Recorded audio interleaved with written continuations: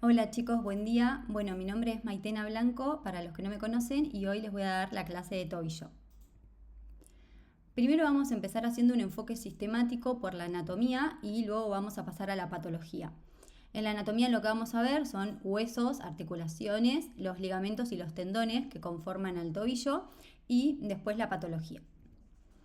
Entonces, para empezar a hablar de los huesos, ustedes saben que la articulación del tobillo está formada por la tibia, el peroné y el astrágalo, que la tibia tiene un componente muy importante que es el maléolo tibial y lo que vemos en el peroné es el maleo del peroné, ¿sí? Esto sería una radiografía de frente y en lo que sería una radiografía de perfil también vemos la tibia y el peroné, el astrágalo, el calcáneo y vamos a empezar a ver los huesos del tarso como el navicular, el cuboides y las cuñas que no salen completa en la imagen, ¿sí? Y además de esta articulación del tobillo, que es la tibio-astragalina, hay una articulación importante en lo que sería la unión del retropié con el medio pie, que es la articulación de Chopard. Y es la que me va a unir al al hueso astrágalo al navicular y al hueso calcáneo al hueso cuboide, ¿sí? Con ligamentos que después los vamos a ir viendo. Por otro lado, tenemos lo que sería la mortaja tibio-astragalina, ¿sí? Con el maléolo tibial, el maléolo medial, también conocido con ese nombre, con el astrágalo y acá el peroné. Y acá les agregué una imagen de una radiografía del pie donde se ven todos los huesos del tarso, el metatarso y las falanges, que si bien no vamos a llegar a verlos en esta clase, vamos a hablar de una patología que es importante y les agregué la imagen como para que se den cuenta. Los huesos del tarso entonces está formado por el astrágalo, el calcáneo, el cuboides, el escafoides o navicular y las tres cuñas, ¿sí?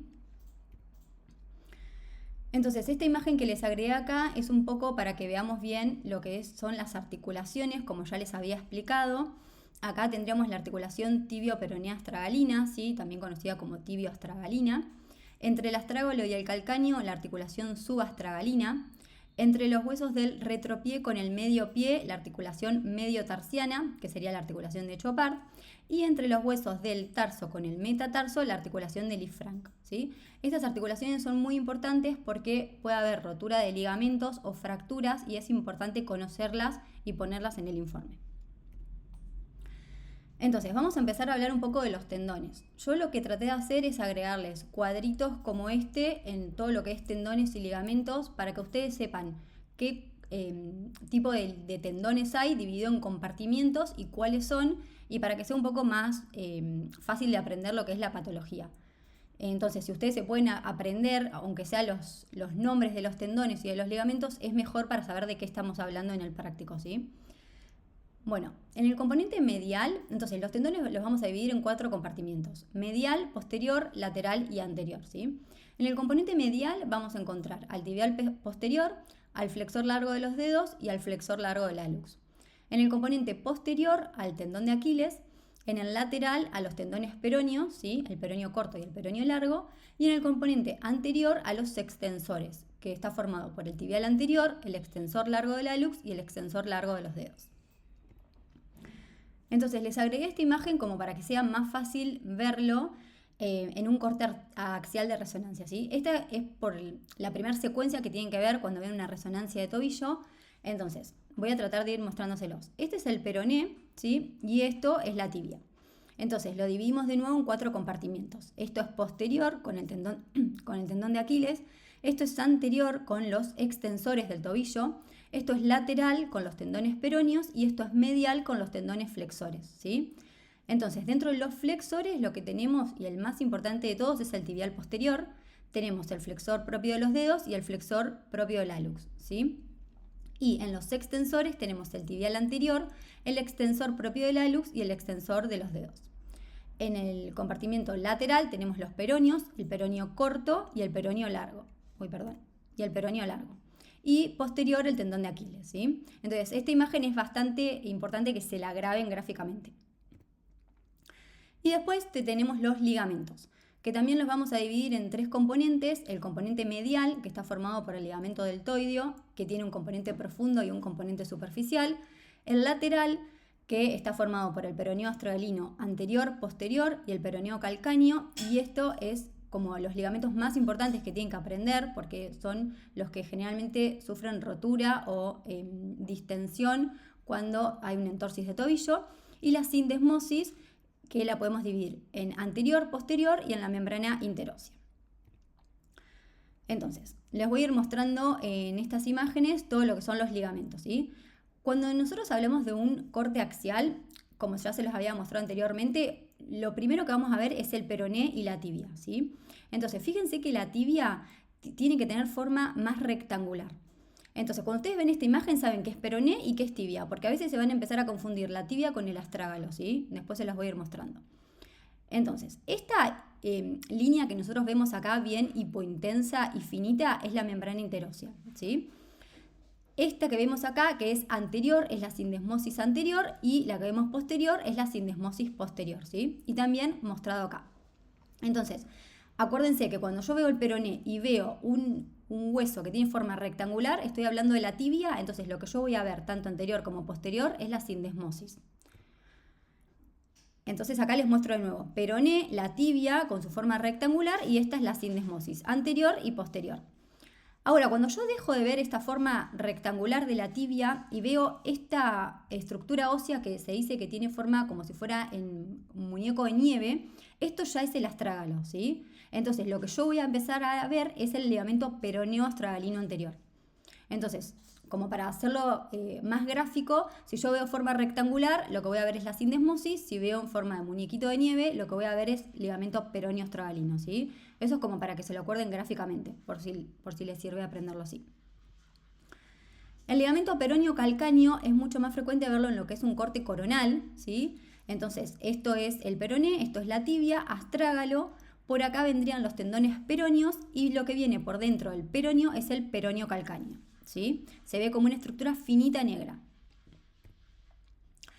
Entonces, el tobillo es una articulación que va a jugar un papel importante en todo lo que es la bipedestación y la distribución del peso corporal, y cualquier alteración en su biomecánica va a causar dolor y va a predisponer a distintas lesiones. Las lesiones ligamentarias del tobillo son la causa más frecuente de consulta y las lesiones deportivas más prevalentes de todas. Acá les armé este cuadrito para que sepan cómo se ven las lesiones ligamentarias en resonancia, y esto aplica a cualquier ligamento o cualquier parte del cuerpo de músculo esquelético que vamos viendo. Entonces, el ligamento siempre se tiene que ver como una estructura fina hipointensa, ¿sí? O sea, bien negra, fina. Si ese ligamento yo lo veo fino y negro, pero tengo edema alrededor, quiere decir que ese ligamento sufre una distensión. Ahora, si yo en vez de ver ese ligamento negrito finito, lo veo con alteración de la señal, eso me indica una rotura parcial. Si yo no veo directamente partes de las fibras de ese ligamento, es una rotura completa. Y si yo veo el ligamento, pero en lugar de verlo finito y negro, lo veo más grueso, es una rotura crónica, ¿sí? Entonces, esto es para las lesiones ligamentarias de cualquier parte del cuerpo. Vamos a empezar a hablar de la lesión de la sindesmosis, que acuérdense que habíamos dicho que unía a la tibia con el peroné, ¿sí? Entonces, el mecanismo de lesión generalmente es una dorsiflexión con una rotación externa con pronación. Los atletas van a referir dolor generalmente en la fase de empuje de la marcha, y generalmente se asocia con fracturas, ¿sí? El ligamento tibio-peroneo anterior o la sindesmosis anterior es la que más frecuentemente se lesiona, ¿sí? Entonces, nunca va a haber una rotura de la sindesmosis posterior sin antes haberse roto la sindesmosis anterior, ¿sí? Entonces, acá les vuelvo a poner imágenes. Fíjense, este es el peroné y esta es la tibia. Entonces, esta es la sindesmosis anterior. Fíjense la forma rectangular de la tibia, ¿no? Este ligamento, fíjense que yo no lo estoy viendo finito y negro, sino que acá hay algo que me tiene que llamar la atención, ¿sí? Esto sería una rotura parcial del ligamento. Lo mismo acá, fíjense que yo no puedo seguir el ligamento, ¿sí? La sindesmosis anterior no la puedo seguir, y la sindesmosis posterior está muy ondulada con alteración de la señal. Entonces esto me indica una rotura de la sindesmosis, tanto anterior como posterior. Acá en un corte coronal lo que yo veo es la membrana interósea, ¿sí? Y fíjense que en una secuencia saturada tengo muchísimo edema. Esto me indica que hay una rotura del componente de la membrana interósea de la sindesmosis, ¿sí? Después pasamos a las lesiones del complejo lateral, que el complejo lateral estaba formado por el peroneo astragalino anterior, peroneo astragalino posterior y peroneo calcáneo. Lo más frecuente de todo cuando un paciente sufre una entorsis de tobillo es que se lesione el peroneo australino anterior y el peroneo calcáneo. El peroneo australino posterior generalmente no sufre alteraciones, ¿sí? Siempre lo van a ver normal. Entonces, para el mecanismo de lesión de estos ligamentos hay una inversión con una flexión plantar y rotación interna, ¿sí? Cuando solo se lesiona el peroneo calcáneo hay un mecanismo de dorsiflexión, que no es lo más común, ¿sí? Anteriormente se usaba una clasificación para estas lesiones ligamentarias que se clasificaba en grado 1, grado 2, grado 3 de acuerdo al ligamento que esté involucrado. Esa clasificación se dejó de utilizar y solamente se agrega en el informe cuál es el ligamento que está alterado o roto, ¿sí?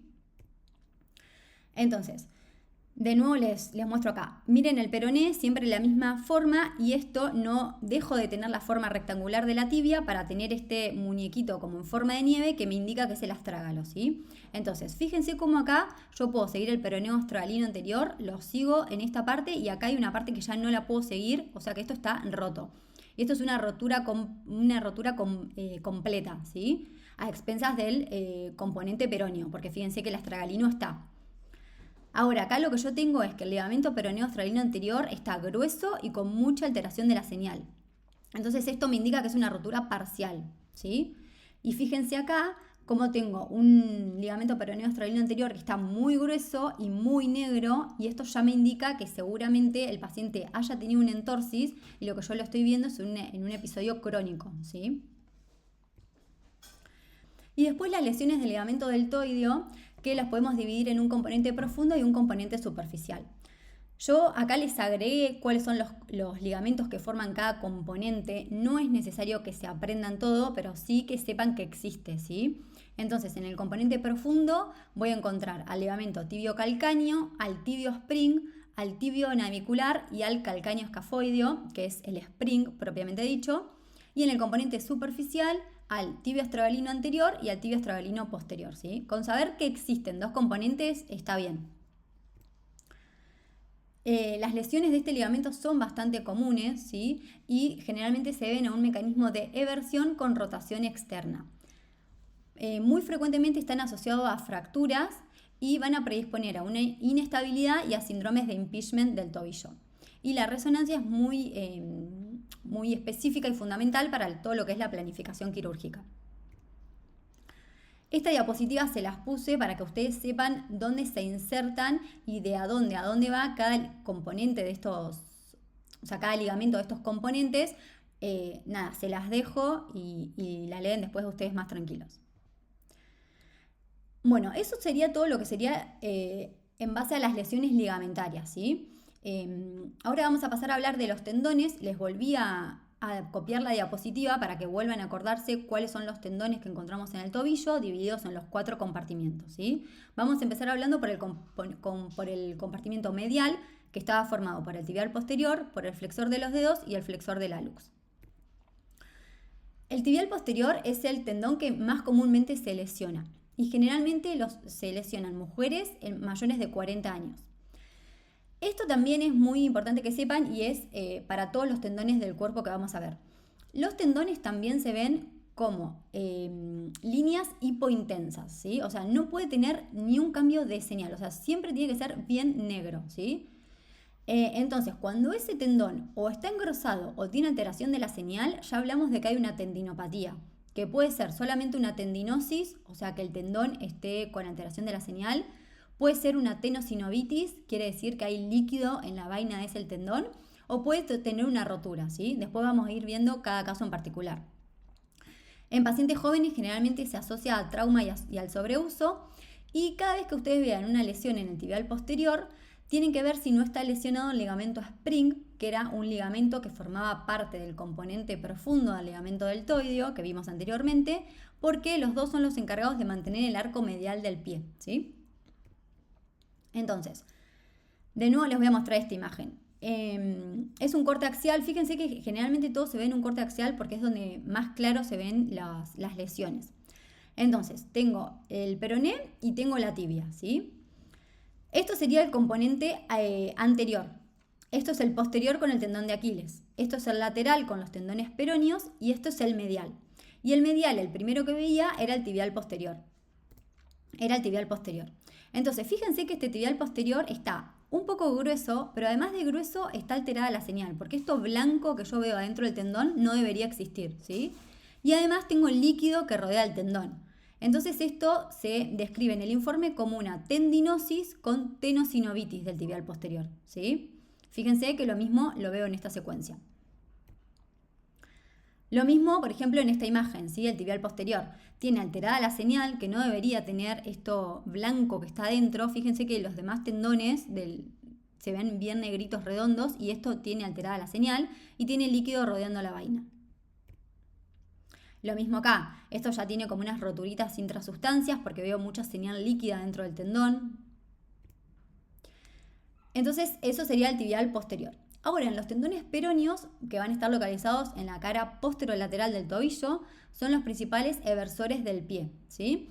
Están ubicados entre el maleo lateral y contenidos por el retináculo peroneo.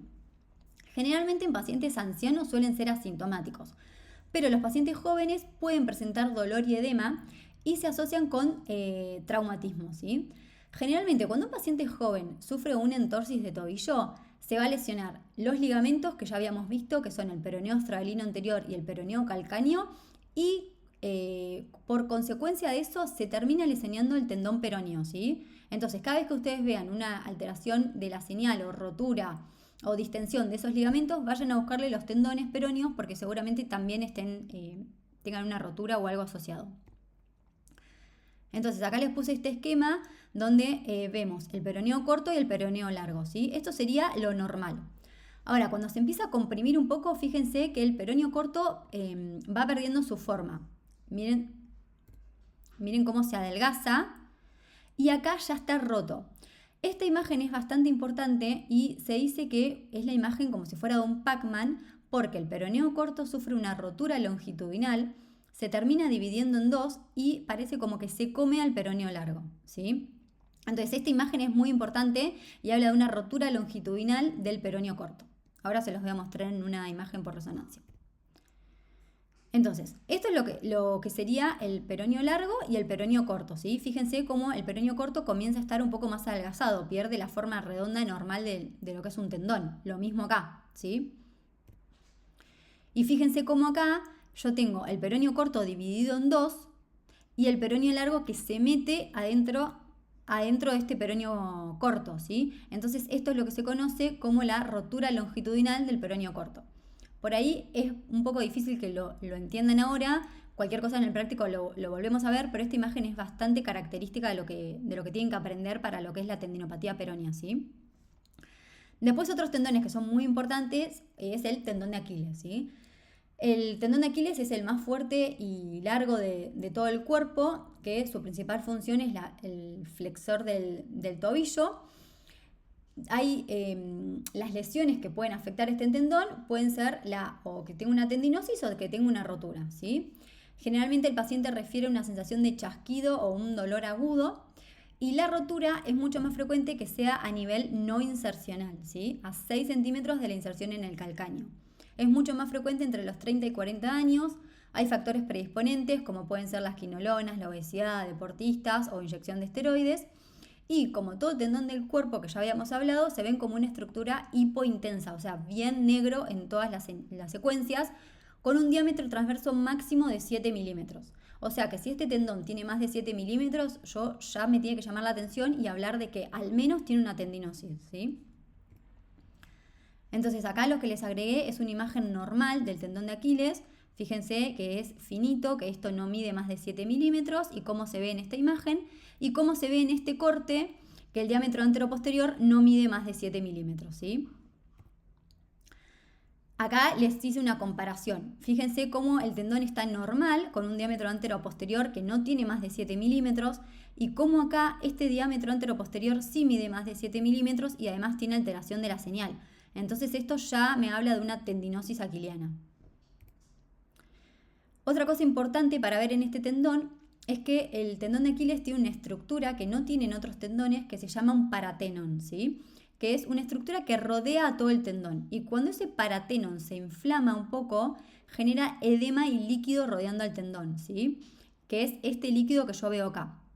Entonces, yo acá veo un tendón de Aquiles que tiene un diámetro anteroposterior mayor a 7 milímetros, que tiene muchísima alteración de la señal y que además tiene edema de partes blandas, o sea que tiene una paratenonitis, ¿sí? Así se escribe en el informe. Acá lo que yo veo es un tendón de Aquiles que está muy engrosado a nivel insercional y esta tiene mucha señal líquida. Tiene mucha señal líquida que me habla de una rotura parcial, ¿sí? Lo mismo acá, fíjense que yo ya tengo una rotura completa, que puedo medir el gap de acá a acá. Tengo mucho líquido y edema de partes blandas adyacentes. Lo mismo en este corte axial, fíjense.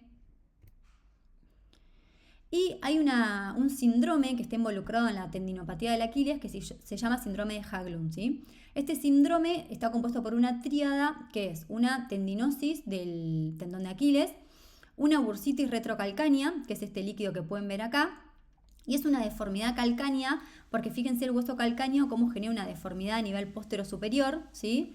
Y todo esto se llama síndrome de Haglund. El tendón de Aquiles también se puede observar, la rotura la podemos ver en una ecografía, seguramente les va a llegar en algún momento una ecografía del tendón de Aquiles. Y acá hay una maniobra bastante importante para hacer que se llama la maniobra de Thompson, que lo que se le hace al paciente es, se lo acuesta boca abajo y se le comprime el gemelo y el sóleo, ¿sí? Entonces el paciente lo que tiene que hacer es una flexión plantar. Si el paciente no hace esa flexión plantar, hay que sospechar de que tenga roto el tendón de Aquiles, ¿sí? Y si ustedes palpan el tendón, seguramente sientan un gap, ¿sí? Esto está bueno hacerlo en lo que es ecografía porque cuando llega a la resonancia uno no sabe bien la clínica del paciente, pero si lo pueden hacer en ecografía, está bueno hacer la maniobra. Entonces acá lo que vemos es el calcáneo, ¿sí? Cómo el tendón de Aquiles viene y acá lo pierdo. Ven que esta señal, tengo alteración de la ecogenicidad con un hematoma seguramente acá, y yo mido un gap de acá a acá, que es lo que está roto, ¿sí? A nivel no insercional. Lo mismo acá, ¿sí? Fíjense que yo acá tengo un gap y esto está roto. Bueno, y otra cosa que hay que prestar bastante atención, además de todo lo que es ligamentos y tendones, son a las estructuras óseas, ¿sí? Y las estructuras óseas a nivel del tobillo, la que más hay que prestar la atención es al astrágalo. El astrágalo puede sufrir solamente un poquito de edema y encontrarnos con edema en el astrágalo. Podemos tener un quiste subcondral, ¿sí? Con un poquito de edema, o podemos tener lesiones osteocondrales. Para los que no saben bien el concepto de la lesión osteocondral, miren, esto es el astrágalo, ¿no? Y esto es el hueso. Esto que yo veo acá arriba es... Esta estructura que yo veo acá es el cartílago. Entonces, cuando yo solamente tengo afectado el hueso, se dice que es una lesión ósea. Cuando yo tengo afectado el cartílago, es una lesión condral. Ahora, si yo tengo afectado el cartílago y el hueso, es una osteocondral, ¿sí? ¿Cómo pasa acá? Fíjense que yo acá tengo afectado mucho el cartílago, mucho el hueso. Entonces, esto ya me habla de una lesión osteocondral del astrágalo. Y el astrágalo es el hueso que más, en el que yo voy a encontrar generalmente mayor predisposición a sufrir lesiones osteocondrales. Y hay una clasificación para estas lesiones osteocondrales, que es la clasificación de Rakin, que lo que hace es dividir al astrágalo en 9 compartimentos, ¿sí? No es necesario que aprendan todo esto, pero yo se los voy a mostrar porque seguramente lo van a ver en algún informe. Lo que hacen es, esto es interno y esto es externo. Entonces se divide al astrágalo en 9 compartimentos y se localiza dónde está la lesión osteocondral. Entonces, fíjense que acá yo tengo una lesión osteocondral que es muy clara en el T1, que si yo la veo en el axial, la localizo en esta región. Entonces, ustedes háganse el gráfico en la cabeza de este astrágalo dividido en 9 compartimentos. Entonces, esto sería el 1, el 2, el 3, el 4 es donde yo tengo la lesión osteocondral, que es donde más asientan estas lesiones osteocondrales, ¿sí? Entonces, cuando el paciente es grande y yo veo lesiones osteocondrales, es normal verlas porque los pacientes grandes empiezan a sufrir cambios degenerativos, el cartílago se comienza a adelgazar y termina formando esta lesión osteocondral. Si yo veo una lesión osteocondral en un paciente joven, no es frecuente y no tendría que existir. Entonces lo que se sospecha es que sea una osteocondritis disecante, ¿sí? Y que lo más probable es que obviamente no sea debido a cambios degenerativos, sino a microtraumatismos repetitivos. En los dos casos se va a afectar tanto el cartílago como el hueso, Pero lo que pasa en la osteocondritis disecante es que hay un defecto en la placa condral, ¿sí? Entonces el líquido de la articulación va a comenzar a erosionar ese hueso y va a provocar el edema de la médula ósea. Y cuando ese líquido va por debajo del defecto que se genera, esa osteocondritis puede volverse inestable y generar un cuerpo libre, ¿sí? Entonces, esto lo vamos a ver en el práctico como para explicárselos mejor y que ustedes lo entiendan, pero el concepto que necesito que entiendan es que una lesión osteocondral en un paciente joven no es frecuente de ver y es que algo anda mal. Entonces, no puedo pensar solamente que sea una lesión osteocondral, sino que el paciente en realidad está teniendo otra cosa, ¿sí? Que se conoce como osteocondritis disecante.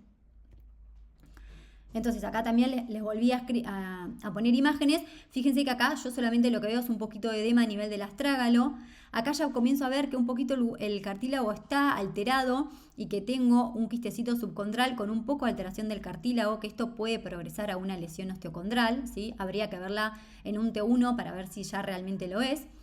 Y acá fíjense que yo tengo un fragmento de hueso desprendido del astrágalo con líquido adyacente y esto ya es una osteocondritis disecante, ¿sí? Bueno, después una variante para que conozcan es el ostrigonum, ¿sí? Que es un hueso que se localiza detrás, o sea, posterior al astrágalo y se conoce como el nombre de ostrigonum, que normalmente no tiene ninguna implicancia salvo que tenga edema y que comienza a tener dolor. Como por ejemplo acá, ven que este ostrigonum está lleno de edema y bueno, esto le da dolor al paciente obviamente. Después otra causa bastante frecuente de dolor de tobillo y que es lo que lo tienen que saber es lo que se conoce como fascitis plantar, que es la inflamación de la fascia plantar y es la causa, diría que más frecuente de dolor del talón. Generalmente es peor cuando se soporta peso después de un periodo de descanso, entonces el dolor los pacientes lo refieren a la mañana y después que comienzan su actividad laboral o caminan y el dolor calma, ¿sí? Las causas pueden ser mecánicas por un traumatismo repetitivo o estrés, que es la causa más común, por un calzado inadecuado. Degenerativa por osteofitosis o sistémica por las espondiloartropatías seronegativas.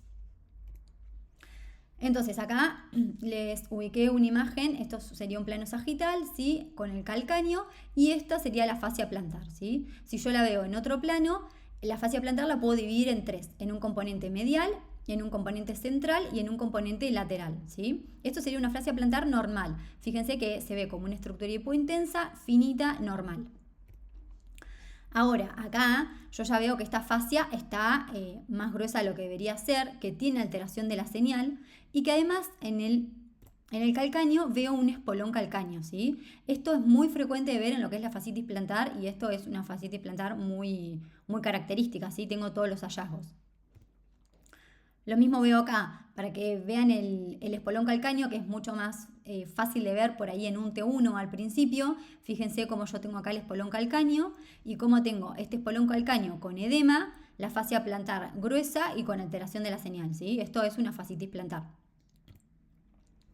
Y acá lo que yo tengo es una fascia plantar gruesa, pero además de todo ya empiezo a ver mucho líquido en esta fascia y cuando yo veo el líquido adentro de la fascia ya tengo que pensar que esta fascia está rota, ¿sí? No solamente que es una fascitis y que está engrosada la fascia, sino que también tiene roturas. Bueno, y la verdad es que no voy a hablar del pie porque es como muy complejo y se haría muy, muy larga la clase, pero sí les quiero hablar del neuroma de Morton, porque el otro día uno de los chicos me lo consultó y para que sepan cómo se ve por resonancia, el neuroma de Morton es una lesión no neoplásica que se define como el atrapamiento crónico del nervio digital plantar, ¿sí? Que lo que va a ir provocando es una fibrosis perineural con una degeneración neural y una bursitis. Es mucho más frecuente de ver en personas de mediana edad y es mucho más frecuente en mujeres que en hombres, ¿sí? Se puede dar en todos los espacios intercápito metatarsianos, pero lo más frecuente de ver es entre el tercero y el cuarto. Entonces, si ustedes tienen una imagen de resonancia, ven que hay una estructura hipointensa que tiene forma de reloj de arena, ¿sí? Fíjense acá cómo se ve. Yo este espacio lo tengo bien, ven que yo veo la grasa blanca normal, acá veo algo que me llama la atención, este espacio lo veo bien, este espacio lo veo bien. Fíjense cómo tiene esta forma de reloj de arena, que si ustedes lo ven en una secuencia saturada, hay líquido que sería la bursitis, ¿sí? Entonces, esto es bastante característico de encontrar el neuroma de Morton con la bursitis asociada, ¿sí? Y lo más frecuente de todo es en el tercer espacio intercapito metatarsiano. Bueno, por ahí la clase fue un poco larga o con muchos conceptos. La idea es que traten de aprenderse al menos cómo se dividen los tendones y los ligamentos en los distintos compartimientos, como para que el práctico sea un poco más llevadero y nada, y les sirva a ustedes, ¿sí? Cualquier cosa obviamente me escriben, no tengo drama por WhatsApp o me preguntan ahí en CEMIC. Bueno, les mando un beso, que tengan buen día.